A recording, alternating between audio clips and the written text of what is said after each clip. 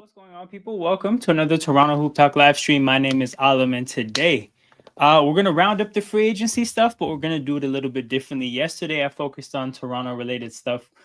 Here, I'm about to, show some love to the rest of the league. We're going to look through everybody else's moves, what happened, the major takeaways. I see my guy Genwell is in here already calling me a fraud. Some things never change. But yeah, 7 people watching live. Make sure you guys hit that like button and subscribe to the channel, Toronto Hoop Talk. We got streams throughout the off season. We got WNBA streams when the NBA stuff slows down. So whole lot of content coming. Make sure you guys subscribe so you don't miss out, and like so that the content gets pushed further. I see my guy DC is in here. Shai getting paid 70 mil per year. Next contract, boy got paid. He got paid for sure. That was really good to see. I'm actually gonna save that part of the news for when King gets here, because I gotta really take a victory lap when King gets here about that contract extension. So, where should we start? You know what, man? Let's start with Malik Beasley. What did Shams have to say about Malik? Okay, here we are. So Malik Beasley allegedly did a Jonte Porter. This is not breaking news because it happened a while ago. Everybody knows what happened. But yeah, man, allegations of gambling related to NBA games and prop bets. And I think he was arrested. But my point is like, I guess the bigger thing to talk about is that this is the second time this happened. This is probably not the last time it's going to happen. And I think every time this happens, there's going to have to be a conversation about like, how does this impact what we see? I think the very concept of sports as an entertainment, allegedly is very important in general. Allegedly is so important. That's why I had to make sure it's there. But yeah, like the very concept of sports as entertainment is that this stuff is it's like there's at least intention for this to be real, because if there becomes ulterior motives with the outcomes in sports, all of a sudden this is like wrestling. And like, not to shade wrestling, but like UFC is real sports, wrestling is entertainment. So the point is, whenever these kind of things happen, it becomes a question about what we're watching. It becomes a question about the integrity of stuff. We all watch these games with a lot of emotional investment, some of us with financial investment. And to know that you don't really have a fair shake at your team having the outcome you want, or your bet having the outcome you want because of somebody's interest is a crazy thing to learn. And it's like, sports makes so much money that this is the only kind of risk to its profitability, right? And that's a bigger thing for the NBA. But on a smaller scale with Malik Beasley, like, I wanted to go through this. Malik Beasley Spotrac. I wanted to go through his career earnings with you guys, just to really where is it? No, not cash breakdown. Just to really like have this hit home. Wait, is that really what it is? No, not cap breakdown. Wait, what? Where did the career earnings tab go? There used to be a career earnings tab.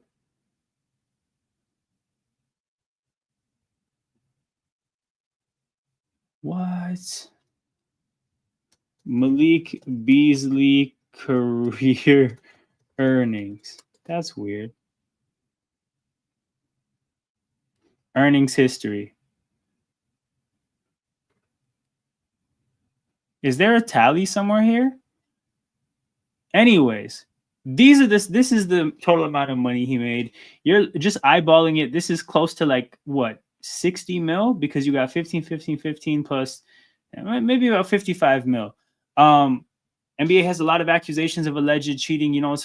This is true. I mean, going back to referee stuff, and that's a whole other category of like, if players are placing bets, players make so much more money than referees. Referees make way less money, but both have the same obligation of integrity. So if you're watching the richer players, right, or the richer figures in the space, so Malik Beasley makes a shit ton of money. Again, he's made what, upwards of 50 million so far in his career, and the alleged rumors are Malik Beasley 42 million.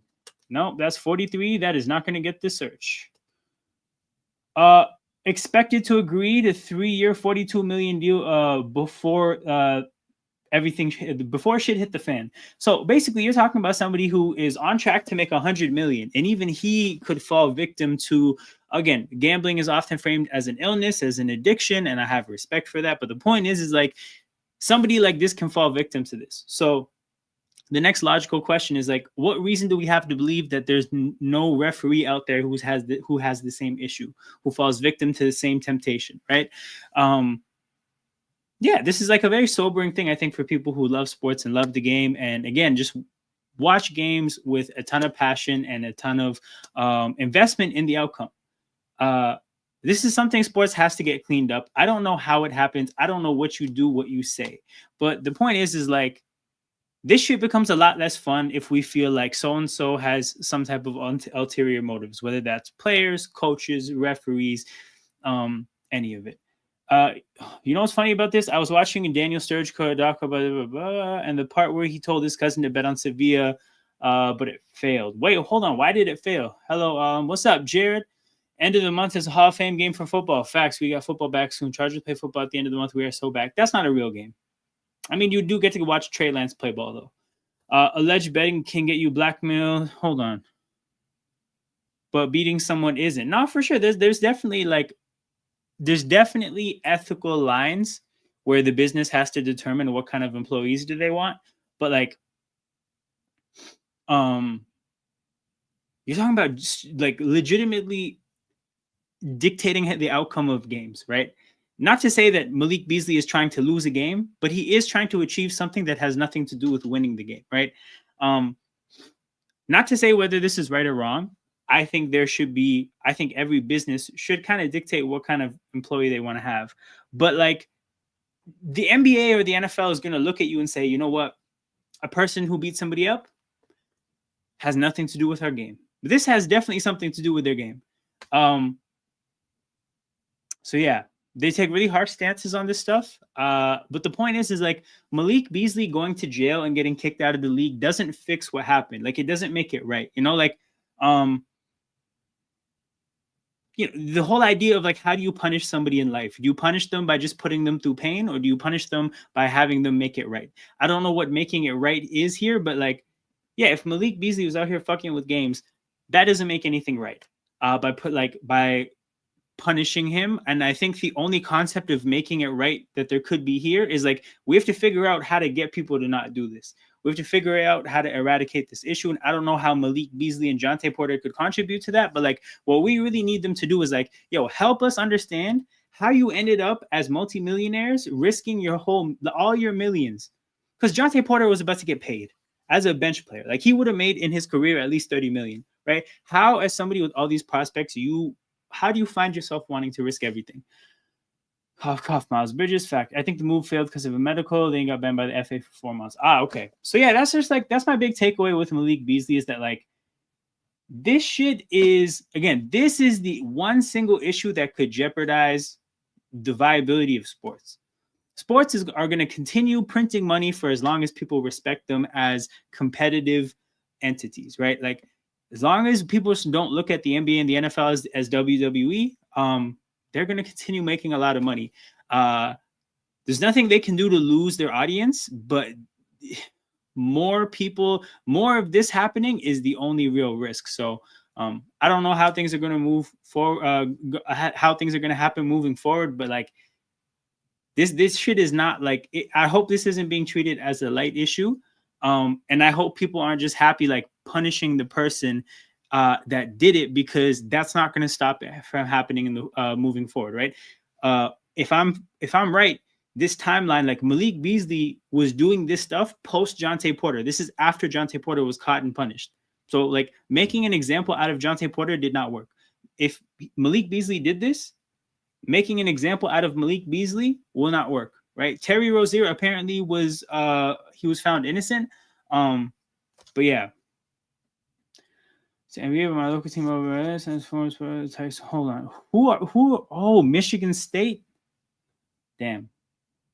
You guys got a superstar. Next move, a set of moves we're gonna look at. We're gonna keep it pushing to Dame. So where's Shams? So Damian Lillard was waived and stretched.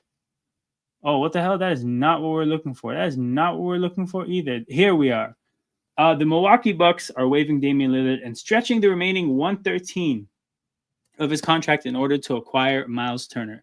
Lillard's 2 seasons in Milwaukee comes to an end as he rehabilitates from a torn Achilles. So the thing about Dame is, from his perspective, he tore his Achilles for freedom. If he doesn't tear his Achilles, even if he plays like shit, there's no way Milwaukee cuts him. Absolutely, under no circumstances do they find themselves cutting this man. I just realized I have to plug in this computer. This shit is about to die. But yeah, under no circumstances do they cut him. I think maybe they try to find a trade partner. I don't know how that works, but from his standpoint, this is probably the outcome in life he's always wanted. He doesn't have to sacrifice money in order to get his desired his desired destination. Obviously, it came at the expense of tearing his Achilles. So that kind of sucks. That being said, I do think he was kind of in the process of, like, the decline had already started. This is probably going to make the decline worse. But all things considered, if I was Dame, like, I would be pretty excited about this. What I was thinking in my mind is whether you should sign now while you're recovering, or whether you should recover on your own and sign later. I think that's an interesting thing to think about, because from Dame's standpoint, I think you're probably interested in signing a short-term deal. But the problem is you can't sign a 1-year deal now, I don't think. Okay, I'll put it this way. If you're Dame and you sign a 1-year deal right now, you're returning when? Probably like February, March. So you return in February or March. You probably play a couple months to even just get your rhythm back. Now it's playoff time. You get thrown into playoff basketball. That's assuming you're on a playoff team, which we assume he will be on. But like, you just get thrust into playoff basketball, limited chemistry with your teammates, not that much of a rhythm or a groove, fresh off an Achilles tear. And then how you look in those playoffs will dictate your value. I don't think it makes sense for him to sign a 2-year deal, but if you sign a 1-year deal, your 1 year will dictate how the league looks at you. And if that's going to be the case, I think Dame should wait until he's healthy to get a proper look at all the teams. In February, or whenever he's ready to come back, I think he should wait till that point and then look around the league and really, get an understanding of, what does every team look like? If anybody's hurt, you get to know about that.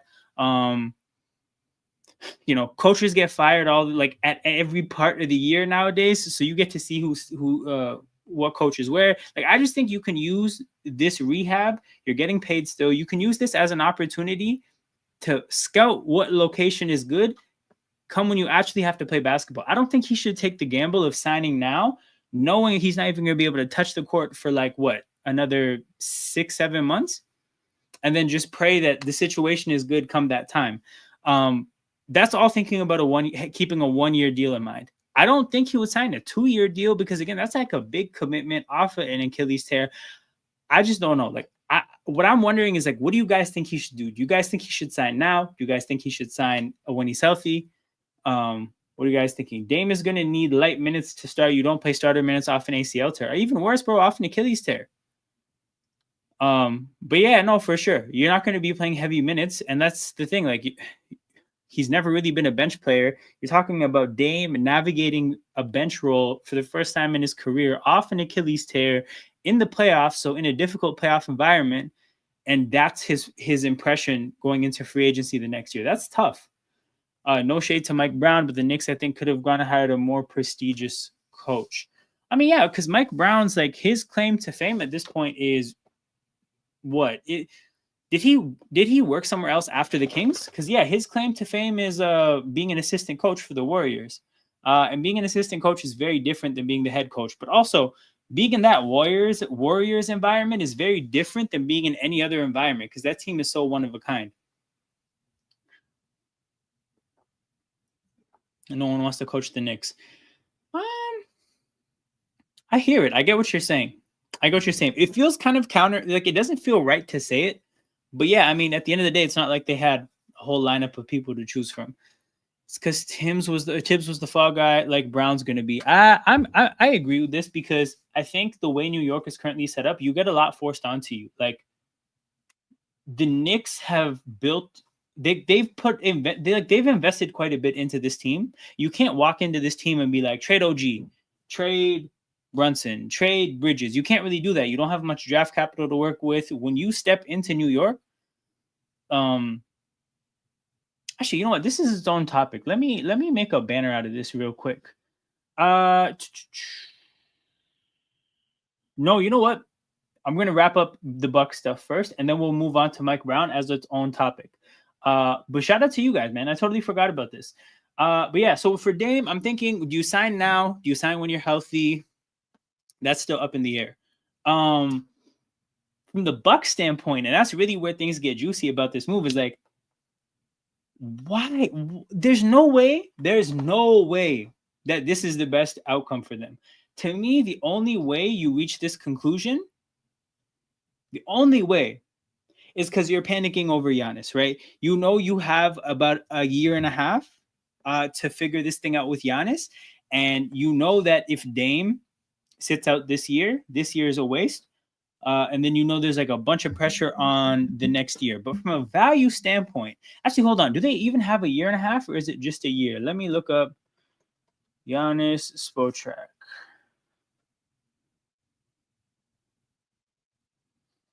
Yeah, they have. Oh, there's a player option. No, they do have a second year. Not really, actually. This is okay. That's why, because you can just assume he's declining the player option. So there's 2 years left on his contract. If you are going to trade him and avoid losing him for free, it has to be at the end of this year. So yeah, basically, this move is a panic move based on the fact that this is their last year to convince Giannis to stay, because there's no way this makes sense from a value standpoint. Yes, you can't really trade Dame off an Achilles tear, right? But if you let this year go by, Dame as an expiring deal next year, I'm pretty sure could get you something, right? You let Dame recover. You give Dame some minutes at the end of this year to get his mojo back a little bit. And then he's on a 1-year deal. That's a 1-year expiring contract. You can probably get a couple bench pieces for that for that expiring deal. But no, that's the most common sense thing to do, but it's not a viable option when you know that this year is your last year. So I think this is a horrible decision. You're stretching out 113 over 5 years. That works out to what, like 22 and change? That's a player. Like, you're paying Damian Lillard to not be on your team a sizable contract. Like, and the way I look at it is like, and we're going to talk about Miles Turner in a minute. In my head, they're paying Miles Turner like $50 million a year. You take his salary and then you take the Dame money, you put it together. They're paying Miles Turner $50 million a year, and that's absurd. But yeah, like, from the Bucks standpoint, this is a clear indication that they are panicking over Giannis, and I think this move is going to cost them in the long term. I don't think that they're going to manage to change Giannis's mind. I think they're going to be trash regardless. Not trash. I just don't think they're going to be real contenders. They still have Kyle Kuzma on the team, and that in and of itself is an issue. Like, there's no way we can be out here staking major moments in our franchise on Kyle Kuzma. So that's ridiculous. But yeah, man, the Bucks panicked. Dame is free. He had to tear his Achilles, but it is what it is. I'm sure he's happy. I said, I don't give a fuck. The Bucks can burn. Damn, this makes me sick thinking about. Imagine Giannis on LA. We're gonna talk about that.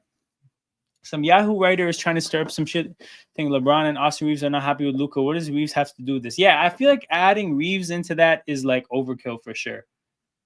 It's definitely overkill. Because Braun being mad is enough. Like, there doesn't need to be any more of a reason in LA for some, like, if LeBron says something, that's gold. Like, that's enough.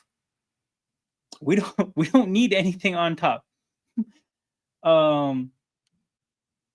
But yeah, we got past the Dame stuff. Next thing we're gonna look at is Miles Turner. So Miles Turner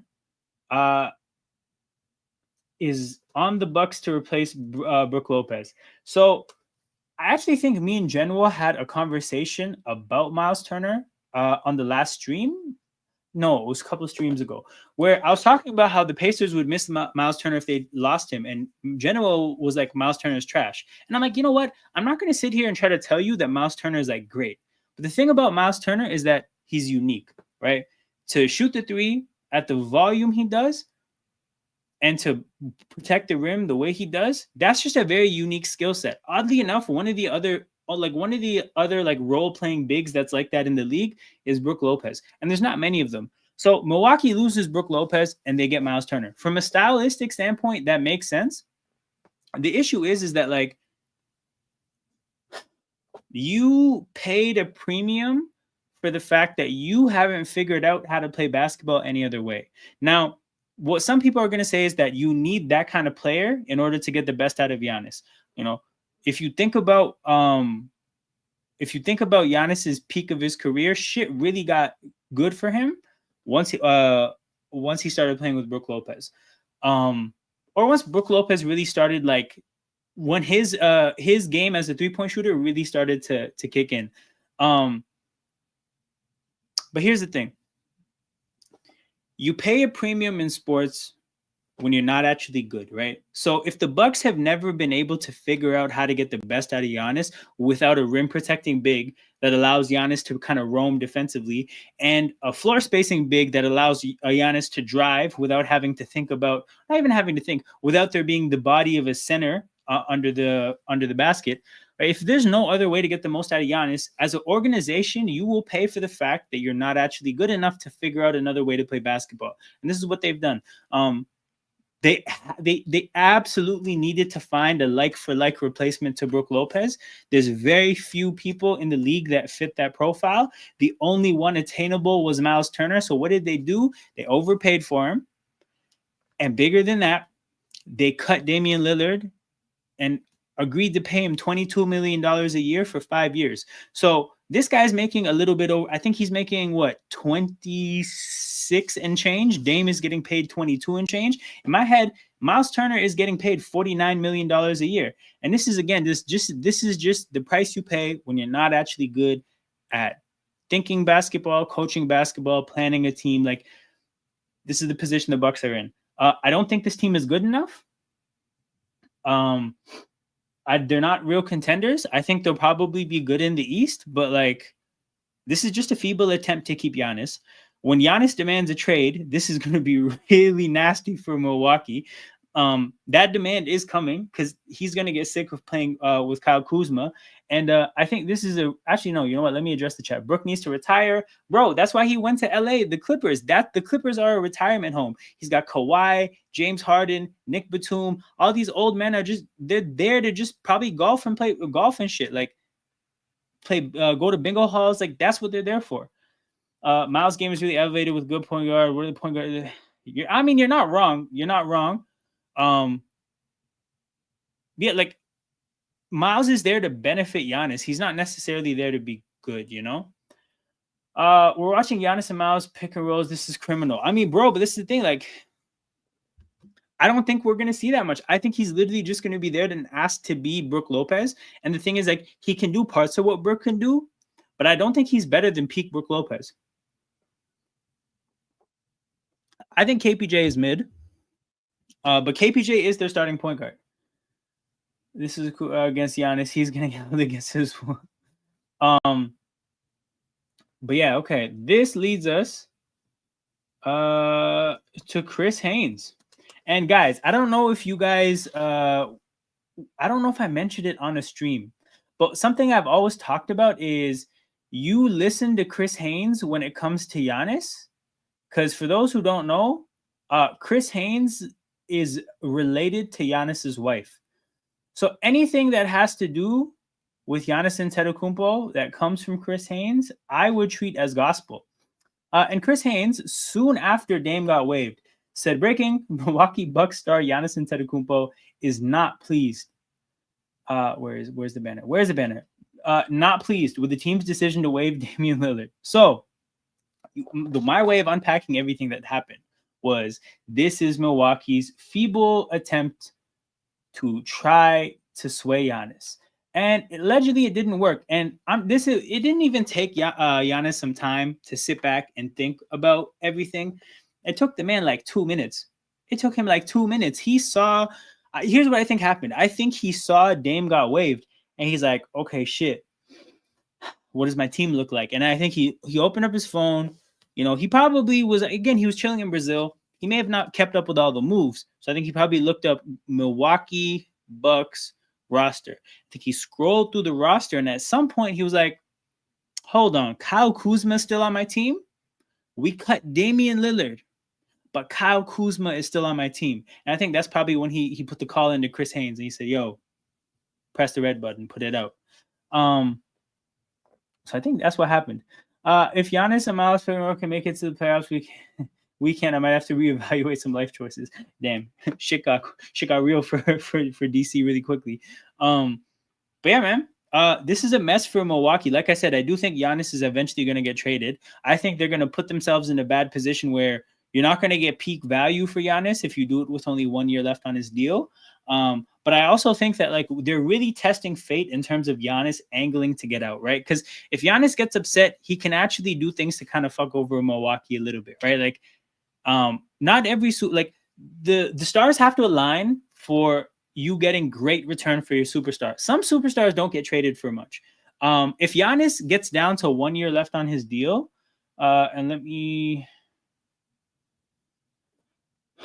just verify how old he'll be at that time. But if he gets to 1 year left on his deal, I said, Google said you visit often. Yeah, this is 32. If he's 32 with 1 year left on his deal, and he starts getting grumpy, I don't really think there's a whole lot you can do to ask for like 5 first-round picks. They're probably going to be pretty underwhelmed. There's going to come a point in time where Miles Turner is probably their best player. They're paying Damian Lillard $22 million a year for the foreseeable future. And, their best trade offer for Giannis is a fringe all-star, a guy with potential that was recently drafted, but he's really just a bust, and 2 first-round picks. And they're going to have to take that shit. And when that happens, they have nobody to blame but themselves. If you want, we can go through our respective teams. UDFs. Honestly, I don't know much about basketball UDFAs. So we can go through yours if you want. The only UDFA signing we got was Chucky Hepburn, and I don't know shit about that guy. Vacation package sounds nice to me. No, Dame hit the lottery. Dame's is one of the biggest winners for all of this. Where is it? Okay. Knicks hire Mike Brown. All right. I came up with the banner, people. Right then and there. Where is he? What the hell? Okay. Mike Brown.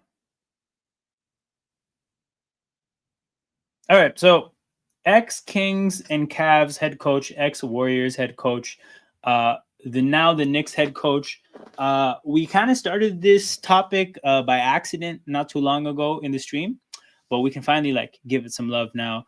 Okay, my thoughts on this. I do think he is going to be the scapegoat when this doesn't work. I don't think New York is going to win a chip. The thing is New York is kind of pigeonholed into what they have. They traded all their picks for Mikal. They have minimal picks to work with going forward.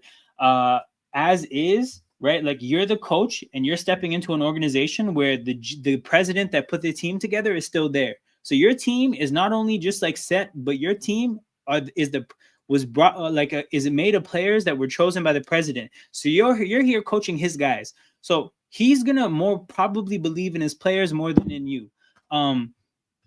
So you can't come in and be like, I don't want Brunson, I don't want Mikal, I don't want OG. Yeah, the only guy I think you can really trade is Cat. But even that, maybe not. So you have to work with what you have. There's not much flexibility. And then as is when it comes to this guy, what is his career achievement? Being carried by LeBron and then getting a Sacramento team to the playoffs. I think he got them to Game 7 against the Warriors. So this isn't a guy who's exactly somebody with an amazing resume. again, gets a lot of credit for being a Warriors assistant coach. But again, I just think that that was one of the greatest teams put together. I can't, with a reasonable mind, sit here and tell you that that's the reason to say this guy's a great coach. I'm not trying to say he's a bad coach. I do think getting Sacramento to the playoffs is something, right?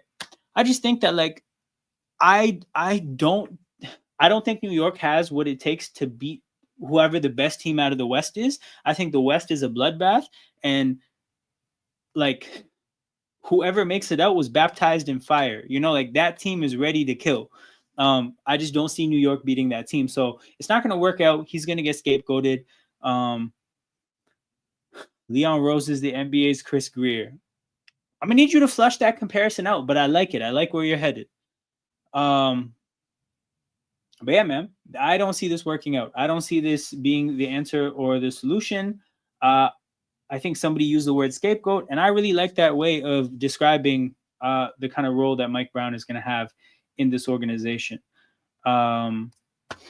I know if there's one thing we can say is that like his style of basketball is about movement and getting the ball from player to player to player. What I will tell you though is that I really don't think that the Knicks have those kind of players. Like the ball used to stick to Brunson's hands, and I'm not saying that that's a bad thing because like the guy made the most of having the basketball a lot, but like OG isn't a ball movement kind of player. Brunson can be, but he hasn't been in a while. No, you know what? Here's the thing. Okay, he wasn't in Dallas either, but I think he has it in him in terms of a skill set to be that kind of player. OG is not though. Bridges, I can't say I know his game well enough. Cat he doesn't have enough energy to play lazy offense and any defense. You ask him to play energetic offense, what do you think is going to happen? So yeah, I don't know. Like I don't think they're well suited for his style of basketball. We don't even know if his basketball wins. So yeah, like they fired Thibodeau. Do I think Thibodeau was a guy who was going to get them over the line? No. Do I think Thibodeau's rotations were like insane? Yes. Do I think that they should have replaced Thibodeau?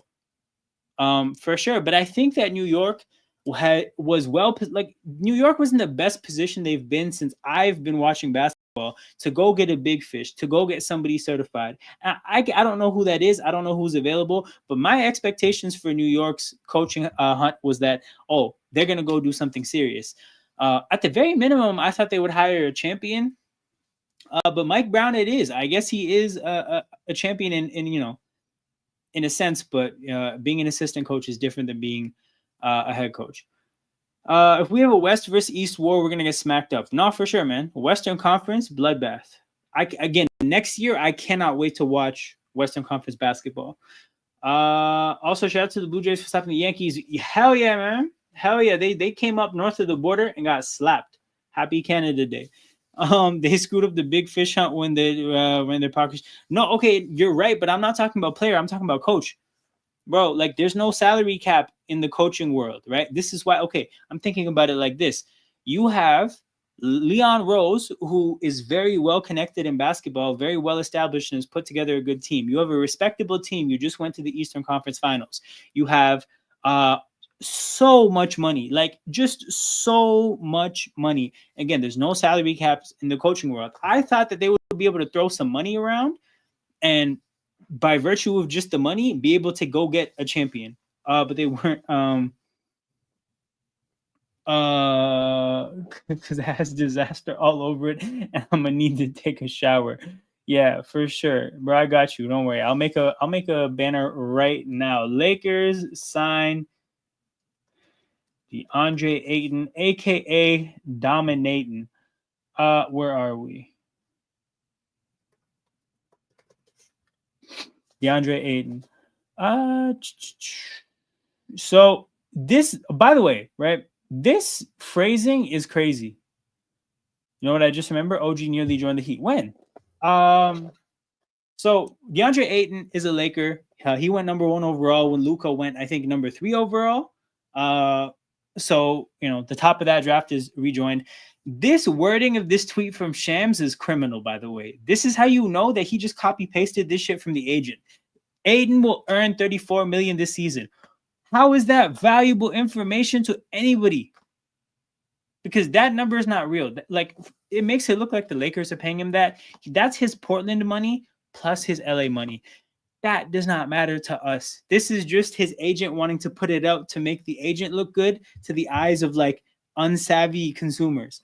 Bro, nobody needs to know the total like value of the money he's gonna make. We want to know what the hell did the Lakers pay him, and they paid him like 8 and change. So Aiton's cool. He is kind of like the lob threat guy to hang out in the dunker spot and catch dunks when Luka's driving. He does fit that kind of profile, but at the end of the day, like, the Lakers need much more than Ayton. Like, I don't have any issue with the Ayton signing. I think he's going to be good for them. I just think that, like, when I say good, I literally mean good. I don't mean great. I don't mean exceptional. I don't mean phenomenal. I just mean good. And they're going to need much more than just a good center to be real contenders. Because, man, the West is looking serious. I think between OKC, Dallas, and Denver, shit is going to be rough in the West next year. I forgot who. Yeah, dominating is horrible, bro. Oh, I saw something wild as hell. Hold on. Let me see if I can find it. I won't go too deep into these DMs. Where? Here. Okay, I found it. Let's go. Yo, look at this. Look at this. Look at what is this? What is wrong with Lakers fans? Why do they do this? Why are they like this? Kareem, Bynum, Wilt, Gasol, O'Neal. Also, what did Bynum do to get to be a part of that? Come on, man. Bynum had a small run. Actually, you know what? He won a chip. Never mind. That's good enough.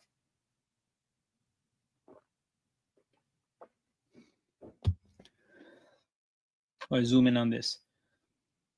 Also, this is a nasty pick of Ayton because he's never dunked like through his legs ever in his life. Why is he doing this pose? You are not that guy. You are not dominating. You are not that guy. So yeah, I just saw that and I was pretty disgusted about that. But yeah, man, Ayton's fine. They need more. Do you think the Rockets are a paper tiger? Ooh, I like this question. I do think they're a paper tiger because of Fred VanVleet. I think that might be really harsh. Actually, it's good that you this is a good question to go. Okay, I'm going to answer this question in more depth during other streams because I do want to talk about like off-season recaps, talk about the off-seasons I like and the off-seasons I don't like. I am interested in doing that. But I'll just say this, man. I don't think they have a complete team. My biggest concern is like, bro, Kevin Durant never in his life has been a championship caliber number one. Right.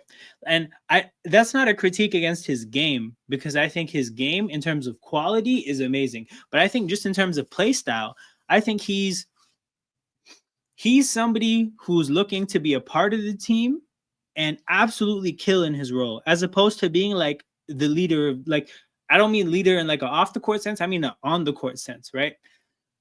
He thrives in a USA basketball setting. He thrives in a Golden State Warriors setting. Right. Like, Kevin Durant is an absolute assassin in those settings. He's an unreal basketball player. But like, did he get it done in OKC? No. Did he get it done in Brooklyn? No. Did he get it done in Phoenix? No. And I think there are some mitigating factors. Like, I don't want this to be construed as KD hate. I really like KD. But I think about KD at 37. If he didn't do it in those situations, I don't think he can do it in Houston. I think you think about Houston, you're like, do they have a number one that can allow Kevin Durant to be in that Golden State Warriors flow state, in that Team USA flow state? They don't. They don't. The closest guy they have is Şengün. And I don't think that's enough. So, no, I don't think that they have enough of a like super team around KD to let KD really be the kind like the championship kind of player he is. I don't know if that's the best way of wording what I'm trying to say. I just don't think they have enough around him. I'll put it simply. I'm kind of on the fence, but they have some depth to them. But their depth, a lot of it is unproven, bro. Like, we still have to see a men in a playoff setting. We still need to see a lot of these younger players thrive in the playoffs. Like, it's just different basketball. And then we have to see Fred VanVleet look good again. He has not looked good post that back issue that he had in the Raptors game when Nick Nurse was playing him 42 minutes a night on some Thibodeau shit and he ripped his jersey. Like, he has not been the same since that game. So, yeah, I'm not thrilled. I'm not thrilled with their backcourt. I think they need to do better. But yeah, that is how I feel about Houston. What else do I have to go through? The Buck stuff, did the Malik Beasley stuff. Okay.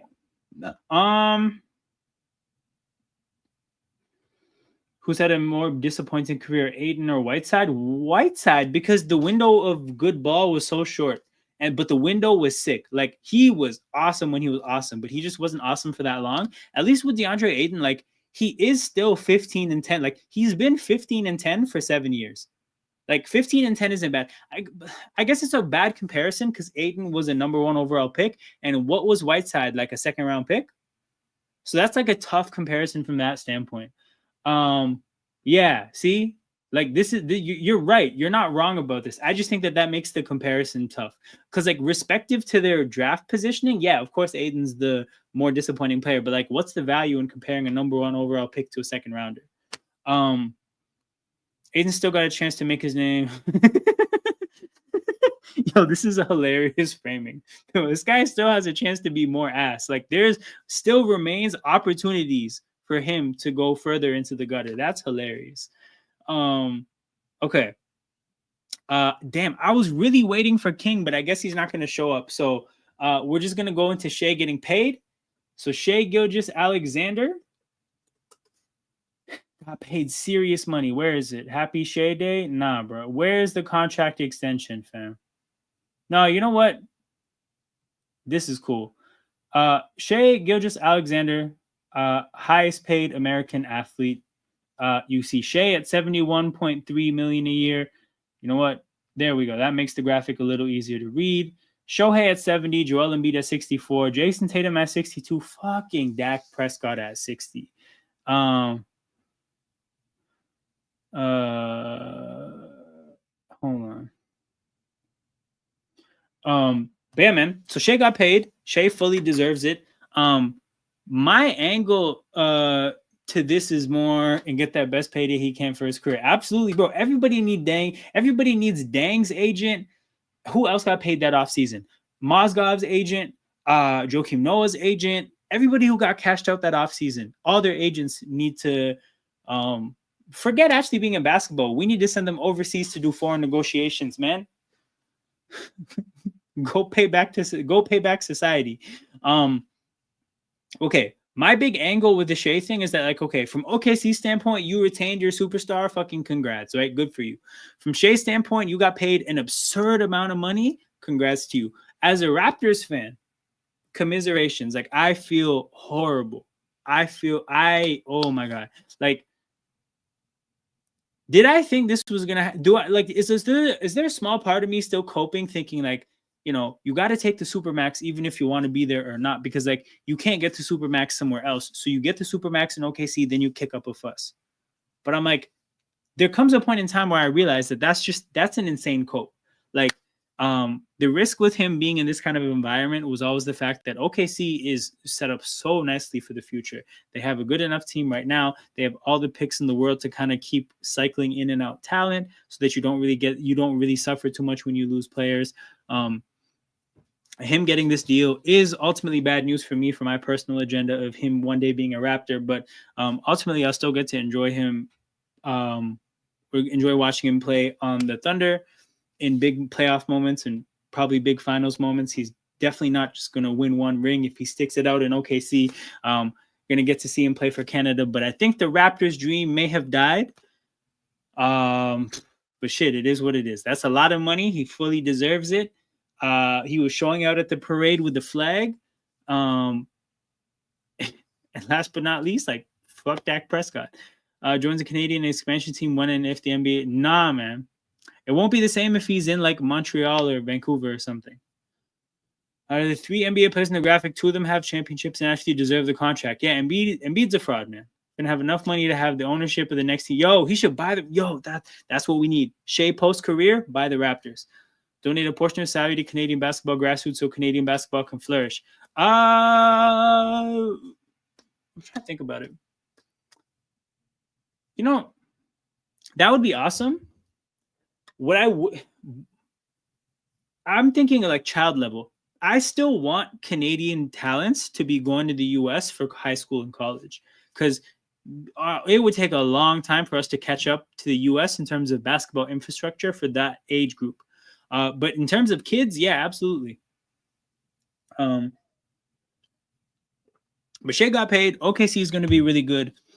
But one of the major rivals for OKC next year for the championship is going to be Denver, because I think Denver has had a hell of well, let's search out Michael Porter. Had a hell of an offseason. But the big move I thought they made, how long do I have to scroll to get a trade post? Here it is. The big move that they made is that they flipped Michael Porter Jr. for Cam Johnson. Man, I love this move so much, because the thing is, actually, okay, here's the thing. I like this trade for every single party involved. I like it for both the players and both the teams. So we're going to go party by party. Why do I like it for Denver? Because I think they got stylistically the kind of player they need, right? Between Jamal Murray and Nikola Jokic, that's a shit ton of shots. They have most of their, again, they have the ball. They have like a lot of their shots already taken up between two players, right? They're gonna generate a lot of kickouts to the 3-point line and open threes. So if you think about the kind of role Michael Porter Jr. has to play, it's a limited role in terms of usage. It's a limited role in terms of volume. You need Michael Porter Jr. to be an efficient shooter, like less of a scorer, like give him the ball, let him cook. You need him to be an efficient shooter. I don't think he's that player. Cam Johnson is, though. Cam Johnson played in Phoenix, where the bulk of the offense is Booker ISOs, plays for Booker, Chris Paul, DeAndre Ayton pick and rolls. Mikal Bridges is there. Like, Cam Johnson had to have a small role in terms of usage and just be efficient, and he did it, right? So I think Cam Johnson stylistically, like, you had to force MPJ into that role. When I talk about why I like this for MPJ, I'm going to talk about why he's not really well suited from the role. Forget ability in terms of just skill set. Cam Johnson is the right skill set, 3-and-D player. Denver's biggest issue last year is that they didn't have good enough 3-point shooting. And I think they had an offseason where they got a bunch of smaller moves, the smaller transactions to get 3-point shooters. So that's good, but I think this is a good one. Also, don't know why YouTube not pushing your show for me. I'm missing the damn, bro. Hate to hear that, but let me know if there's any moves in particular you want me to touch on at the end. I'm almost done. I think I have one more move left. So after the Lonzo trade, let me know if there's anything you want me to touch on again. Might actually see basketball a bit more before.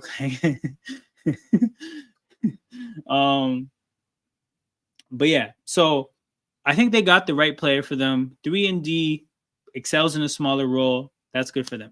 Why do I like the trade for Cam Johnson? Because quite simply, he gets to be freed from Brooklyn, a tanking situation. He gets to go to a contender. He gets to go be a part of the reason that they're contenders again.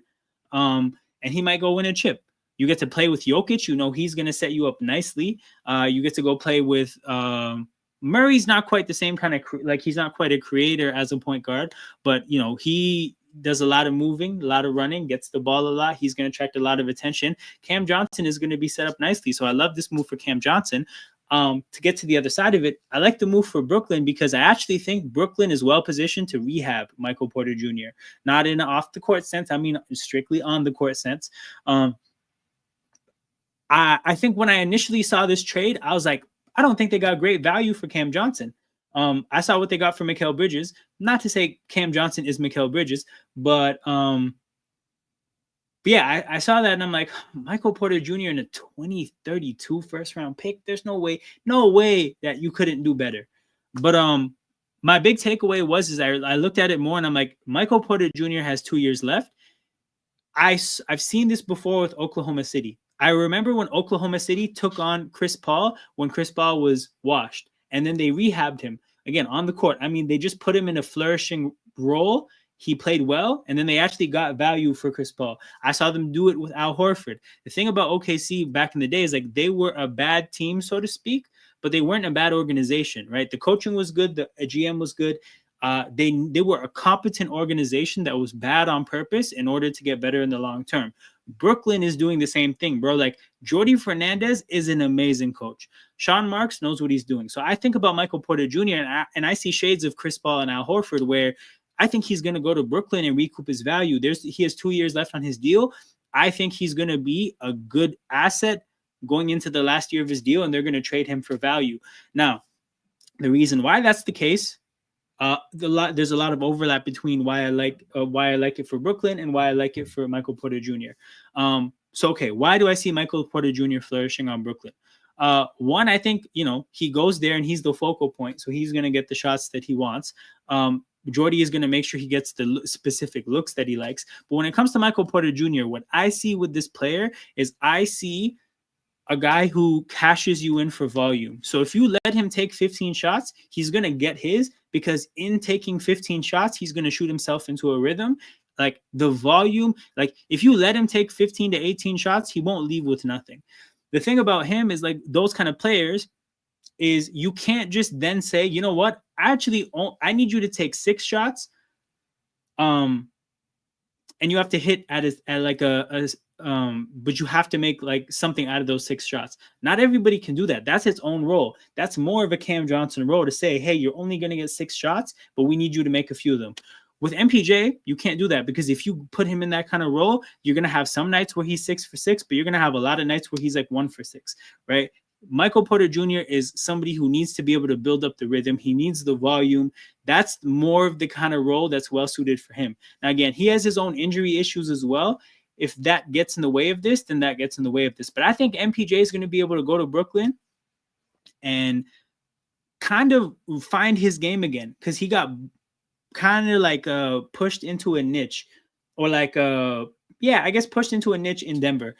In Brooklyn, I think he's going to be a little bit more free. I do think he's going to recoup his value. So I like this move for all parties. Denver is going to be good. Brooklyn's going to be trash, but Michael Porter Jr. is probably going to get a lot of stats, a lot of points. But yeah, Denver got the wrong Johnson. It should have been Jalen Johnson. The real Chuckett brothers, we will be there. Bro, Brooklyn's going to be trash, but like these guys are going to score a lot of points. And like I said, man, I think MPJ has been his game was never play beside 2 high usage players and get in where you fit in. Like he's going to go to Brooklyn and really live his Chuckett brother reality that he's always wanted to live. Man said, I'm okay with Aiden, but Aiden is capable of rebounding, score. His defensive impact is not elite, blah, blah, blah. Lakers, okay, see, this is the thing. Bro, side, they got you. This fraud Shams, I think you saw this on Gil's Arena, right? They asked who's going to get more assists. I think he had 2.1 assists per game in his career, and Cam Thomas had 1.4. They're both hitting the under. Whoever had 2.1, that's the guy I'm taking. When it comes to Aiden, like, I can't believe that fraud got you with that post. Where is it? Because I was rambling about this. So you actually missed this. I hated this shit. Aiden will earn $34 million this year. This is irrelevant information. We do not need to know this, and this shit does not matter. $34 million is the total money he's getting paid by the Lakers and the Blazers, which is, again, it doesn't help anybody to know this shit. Like, he's getting paid like 26 from the Blazers. He's getting paid like 8 from the Lakers. All we need to know is how much the Lakers paid him. He basically got like $8 million is not even the full mid-level exception. So when you think about what the Lakers are paying, I do think they're going to get good value for the contract. I think he's going to be good for them. They ultimately need more than Aiden. So like that's not the finishing piece for them. But yeah, I fit in check. Yeah, I missed something. But yeah, I think we ran through all the major moves I wanted to talk about. If anybody who joined late wants to go over any of the other moves, the last thing I wanted to touch on was the Lonzo Ball trade, because I think this shit is a weird one. Yo, that was wild. What the hell was that? No, we got to be a little bit more specific with the searches. Here it is. But yeah, so we got the Bulls trading Lonzo to the Cavs for Isaac Okoro. I don't understand why Lonzo's value is this bad. Because hold on, what is Isaac Okoro's contract? Let me inform myself. Isaac Okoro, what the hell is this contract looking like?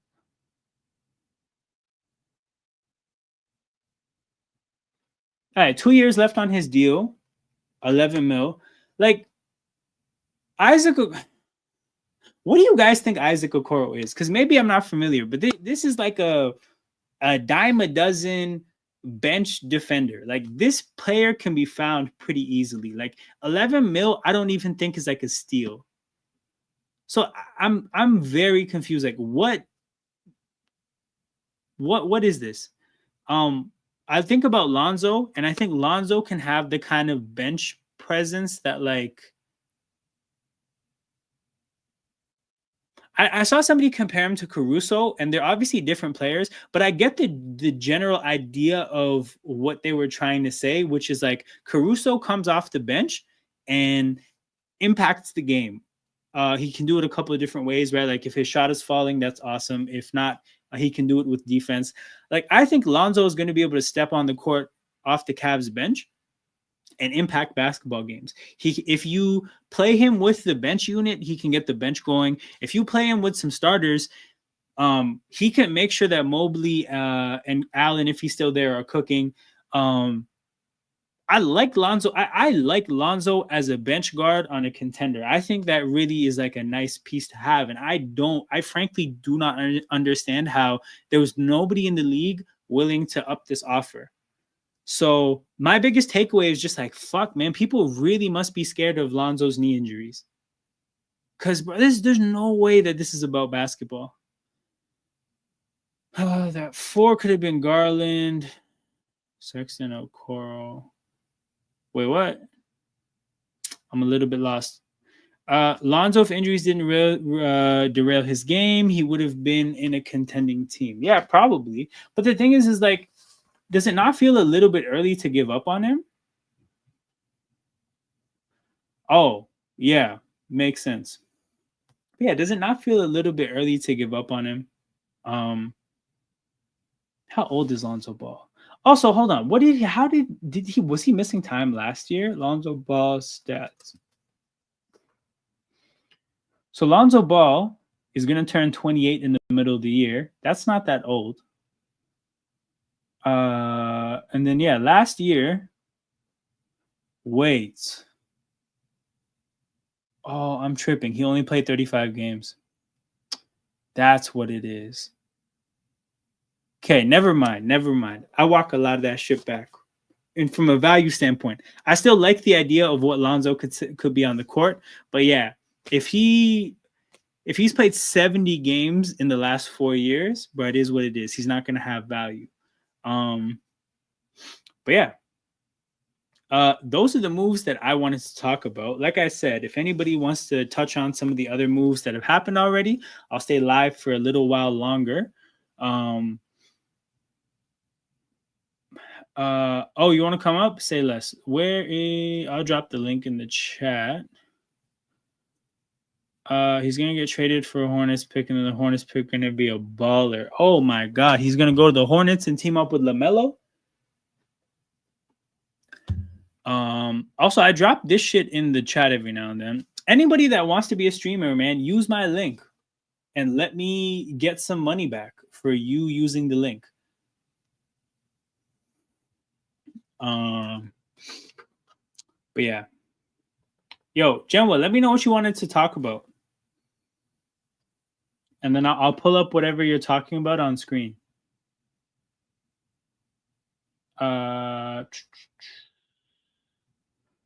Yeah, let's just scroll Shams's timeline. Ooh, Mavericks player development coach God Sham God has agreed to join the Magic. Good for the Magic. Vogel joining the Mavericks. Good for them. Ayton 2-year deal. More Ayton prop. Oh, Exum to Dallas. That's a good move. Exum is dope. Dinwiddie to the Hornets. Ooh, Hornets have had a respectable offseason. Joining the stream, we have Jen Will. Known Miami Heat fan, known Australia basketball propagandist. What's going on, Genwo? I just finished shower. Hold on. What's that? Can you hear me? It's kind of low. Hang on. Is there a way for me to turn your audio up? Let me see if I can help. Uh, Automatically adjust mic volume. Okay, try now. Is it good now? Try now. Is it good? Yeah, I think. Okay, I turned your volume up. You're good. Yeah, okay. Yeah, so the Heat traded for Simone Fontecchio. Oh right. Yeah, but you know what's funny about that?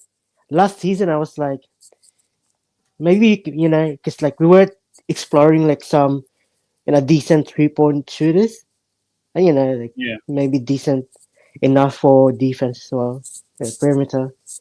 I was like, maybe we can get Fontecchio. But I Yeah. didn't expect it to be, Duncan out, then Fontecchio in. I mean, speaking about Fontecchio, like, he's a decent, alright, 3-point shooter. He's not anything great. I think Pele Larson's going to, take that mantle of Yeah. being that 3-point shooter for the Heat. Now Duncan's gone. I mean, we were, like preparing for it last season already. Like, Duncan was barely playing at all. Like, Right. he would just get like, 8-10 minutes a game. And then Larson would, start games. So, yeah. Yo, hold on. What position? Oh, Fontecchio, 6'8", shoots the three respectably. He shoot free throws well, so he's found like he can shoot. Went to Detroit and averaged 15 points a game in a small sample size, but then obviously things kind of dropped off last year. That's probably why they traded him. But yeah, Fontecchio, like, not bad return for somebody you technically lost as a free agent. Um, I so mean, Duncan I think, Robinson yeah, is basically Duncan got the paid for, how much is it? what? 4 years for 44 million? I'm seeing here 3 years, 48 million, which is Okay. basically like Around they. 12 million. Yeah. This is the money they were like. I'm not even joking. This is the money they were gonna pay Malik Beasley. Wow. Yeah, like, I'm just visioning it, like, what happened. Because, like, apparently like, the Heat, like, they wanted to keep Duncan as well, but I'm just, seeing it. They probably offered him like 8 million or 9 million. Yeah, I'm sure. But yeah, like Um, even I don't even know like where we go, like, like signing free agents. Like, there's not a lot of moves like we can do. because you guys have re-signed Davion and then added Simone Fontecchio now, right? Those are the two moves I remember. Yeah, and I mean, yeah, and then we added obviously from the draft we added Casper's. So Right. I'm not that Casper's move, like, I mean, draft. We don't know if he's gonna, if we're going to nurture him like, Nikola Jovic. It's like Yeah. he might play in the G League for 1 year, or he's gonna, start from the bench. So. Right. Right. Yeah. Like I think.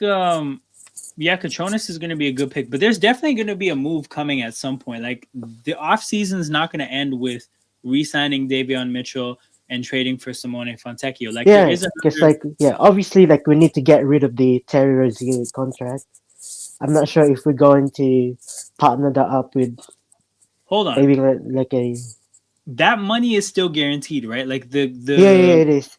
Yeah. investigation didn't void the guarantees, right? Damn. Nah, Okay. nah.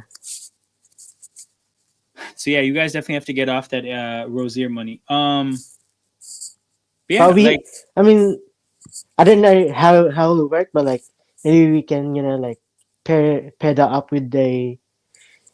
I mean, it's crazy to say, but because like we just got him, but like, pair that deal up with a Andrew Wiggins, to have that, value in it.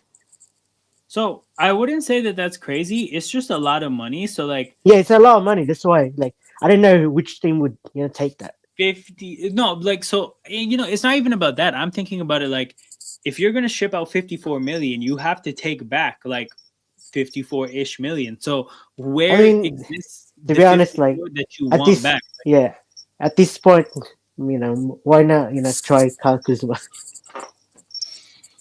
Um, hmm. Would you consider losing a prospect to get rid of the Rozier money? Or not even get rid of the Well, money, but okay. upgrade the piece? I mean, it really depends. It's like Okay. we Terry are only like, Rozier, Terry Rozier and Khalil Ware for RJ Barrett. Who says no? sorry, what was that? Rozier and Ware for RJ Barrett. Who says no? We didn't have a center. Oh yeah, true. You guys do need a center. Fuck. Okay. I mean, we just paid a center, so I mean, technically on paper, we don't need a center. So I mean, I mean, if you guys want, like, because I'm not like you did say like like Toronto is like in that win now mode, right? Like technically, hilariously, like, hilariously, yeah. but like also like the Heat, the Heat's like funny because like we don't really know like where we are. Like we're like in a semi rebuild, but we also Yeah. need to win now with the salaries that we're paying. So I mean, Right. if you guys want, like I mean, Miami Heat Twitter will like riot, but like where and Rosie for like Poto and someone else from you guys. Right. Makes sense. But yeah, man, this will be interesting stuff to keep an eye on. So my plan tomorrow is I plan to do a stream where we're going to look at all the teams that haven't really made moves, and the assumption is that look, there's moves to be made and they have to do something, and try to see if we can find trade partners. So I'm going to do that tomorrow, probably around the same time, maybe a little bit earlier. So it's like it's always a when I get home from work kind of thing, so it's not really predictable, but I'm gonna be looking to stream around 7 or 8 Eastern time. And we're gonna, like I said, go through the NBA, look for the teams that really haven't made moves, and try to see if we can find some trade partners. Maybe play around with the trade machine. So that's gonna be tomorrow. Shout Also, out to like I also want to say like I mean I don't how do you find like like EuroLeague players coming back to NBA? how do I find EuroLeague players coming back to the NBA? I mean, like Yabusele is like he's been decent. Like, Bro, it's an inexact science, right? Because for every Yabusele, there's Vizenkov, right? Like there's players that hit, there's some players that don't. It's a complete gamble, but because it's a gamble, they're usually not on big contracts. So there's the whole idea of like it's kind of good value if you can if you can get the evaluation right. So I don't know, man. I Like, mean, like it's like I saw it like the other day. Like um, apparently like he's pretty much like the best the best player in the EuroLeague right now for the past 2 3 years. Like they they like describing him as like a pretty all around player. Like who is the player? he can Nigel Hay Davis. Nigel Hayes Davis. Oh, didn't the Yeah, Suns sign him? he's signed for the Suns. Yeah, Oh, how old is he? He's 30. Sheesh. Okay, hold on. six What, thirty. Yeah, 6'8", 230? Let's look at his numbers. Where are the numbers at? Wait, say word. He was on Toronto for 2 games? Wow. yeah. That's another great player. Sheesh. Oh, okay. I mean, he basically started cooking these last what 3 years? Because yeah, in Fenerbahce, so things weren't really working in Zalgiris or Barca. Goes to Fenerbahce, starts cooking. Gets another opportunity in the NBA. Shout out to CP. Thoughts on Aiden and if Lillard joins the Lakers? The thing is bro, like Lillard is tough because I don't know if he actually impacts the team he signs for this year because he's going to be back what February. Like I'm trying to think about it. He tore his Achilles in like Halliburton and Tatum are understood to be out for the year. Those are teams that could go to the playoffs. Dame tore his Achilles maybe a couple months before Hallie and 1 month before Tatum. So you're talking about a guy that's going to be back like March, right? So he comes back in March with off an Achilles tear with zero chemistry on his new team around the time of the year where it's time to get ready for playoffs. So I actually don't think he impacts that the team he goes to next year. Like he could play, but you're not really going to see Dame time until the year after. And the year after he's going to be like 37. So he's fighting age as well. So I wouldn't really I'm not here to hype any Lillard move that doesn't involve him playing a small role. Um so that being said, if he joins the Lakers, like in my head, I'm looking at that like he doesn't really impact much this year. He comes back next year. I don't know if LeBron is still there at that point. So again, I don't know how that works. By virtue of being on the same team as Luca and Austin Reeves, I mean, I guess they could afford to give him a small role because that's a lot of shots taken up right there. Um, but yeah, I don't know, man. Like the Dame situation is weird. I kind of think he should sit out the next year, even though he tore his Achilles in what April, as opposed to May for Tatum and June for Hallie. I still think he should sit out the next year. Like at his age, given the fact that returning would be again just a really rough part of the year, again because the playoffs are just around the corner. The most difficult, most high intensity basketball is right around the corner, and you have no chemistry with your teammates off an Achilles. Like that sounds like a nightmare. Aiton, I think Aiton is going to be good. I think it's good value for the money. I think he's going to produce. I think he's kind of like the lob threat dunker spot kind of a big that the Lakers want to pair with Luka. I just think that like they need more. So like I think when I speak favorably about the Aiton signing, a lot of the natural critiques are going to be like, oh, but the Lakers are still not good enough. It's like, yes, Mr. Dominating. And I'm actually going to put the picture back up again because, bro, I don't know if you've seen this. Hopefully you're still here, CP. Um, yeah, I don't know. I don't think this guy is going to be enough to fix everything, but he's going to contribute and is going to help. But further signings are needed. Yeah, that's what I got. Lillard on the Mavs would be dirty. He doesn't need the money. I need to see Kyrie and Dame cook together on a team, maybe just once. Yo, he would fit from a standpoint of like that team is just full of injury-prone old men, and he would fit right in. In terms, go ahead. I mean, like it's unfortunate what happened to him, but like even like Derek Lively, like he got injured last year for a long Yeah, time. true.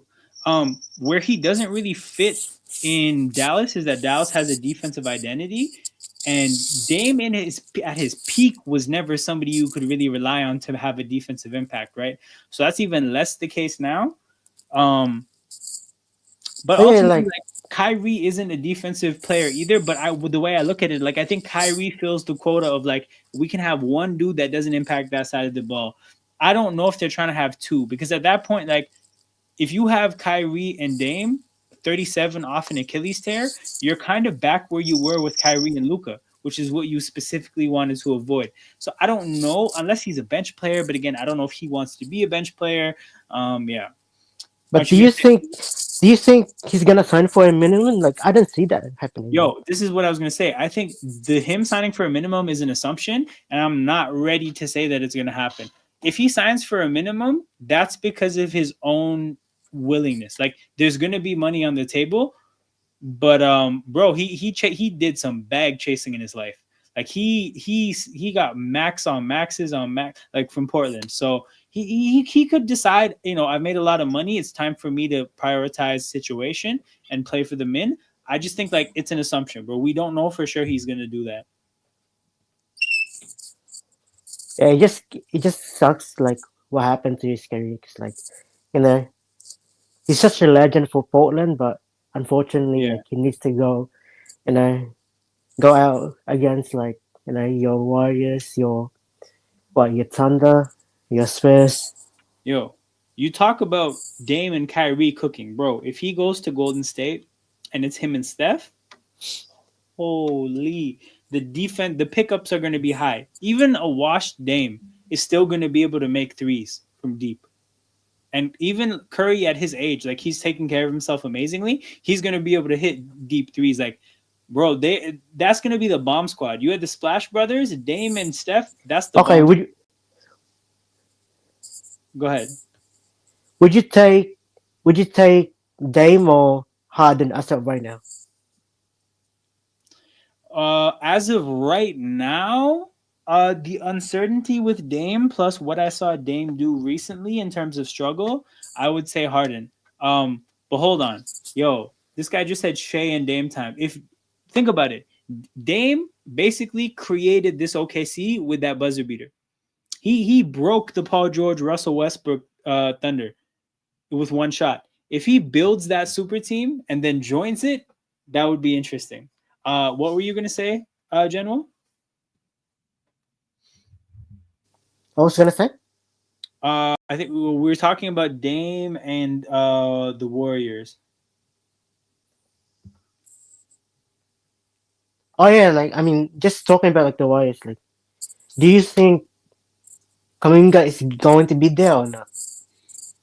I feel like they have to split that marriage up because like it's so awkward. Like that's a couple that's fought like a trillion times in front of everybody. Like at some point you just gotta split up because of shame. Like how much are you gonna? How much longer are you gonna act like nothing happened between you guys? Like You know what's the other couple that needs to be split up? yeah, Connect and JJ Redick.